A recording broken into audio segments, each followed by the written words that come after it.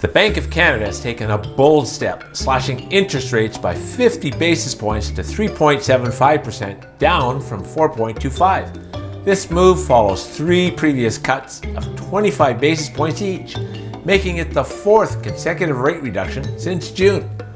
The central bank's focus has shifted from fighting high inflation to maintaining stability around its 2% inflation target, signaling a major shift in Canada's economic strategy. So, what prompted this drastic rate cut? Canada's inflation rate has dropped substantially, hitting 1.6% in September. The Consumer Price Index also met the bank's 2% target for the third quarter, creating room for the bank to make a more aggressive cut without risking inflation spiraling out of control.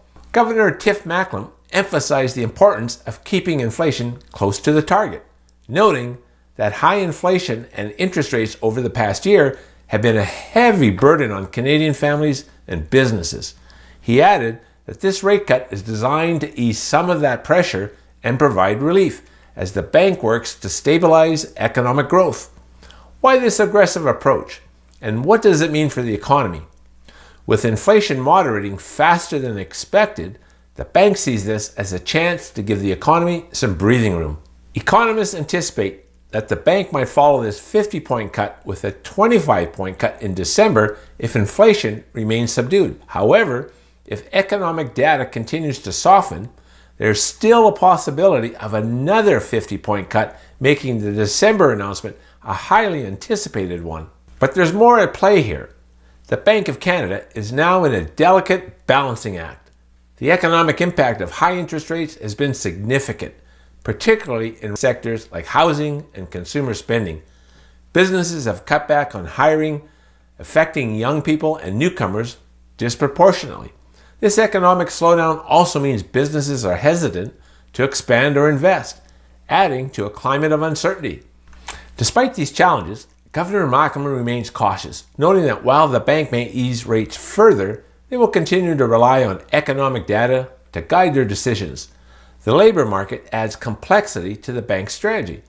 Although job gains surprised analysts with stronger than expected numbers in September, the unemployment rate only decreased slightly to 6.5%. This uptick in employment could provide some support to the economy, but it also creates uncertainty around wage inflation. If wage increases begin to pick up again, it could further lead to inflationary pressures, creating a potential dilemma for the bank. Another key area of concern is the Canadian housing market. With lower interest rates, there's a risk that housing prices could start climbing again, especially in markets like Toronto and Vancouver, which saw explosive growth during the low rate environment of the pandemic.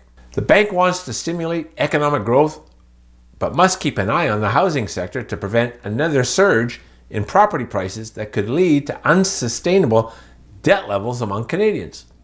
CIBC Chief Economist Avery Shenfield pointed out that the recent data has allowed the Bank of Canada to plant the victory flag in its battle against high inflation, at least for now. However, Shenfield and other economists believe that if inflation remains at or below target, the bank may continue cutting rates gradually over the next few months. This path is not without risk, though, as external factors like global oil prices, supply chain disruptions, or a downturn in the U.S. economy could all impact Canada's inflation outlook and economic stability. So, what does this mean for Canadian households? Lower rates can bring down borrowing costs, potentially making mortgages, loans, and credit lines more affordable. For those holding variable rate mortgages or lines of credit, this rate cut could translate into significant savings. However, Canadians with fixed rate mortgages may not see immediate benefits, but could gain some relief when they renew at potentially lower rates. At the same time, savers will likely see lower returns on their savings accounts, GICs, bonds, as interest rates continue to trend downward. As we approach the bank's December 11th announcement, Canadians are left to wonder, will the bank follow through with another rate cut? And if so, how deep will they go? While some economists expect a smaller 25-point cut, others anticipate a 50-point cut, depending on the economic data. Let me know in the comments below what you think the Bank of Canada will do in December. And while you're here, subscribe to the channel and hit the bell when you do, and we'll keep you posted about all of our upcoming videos.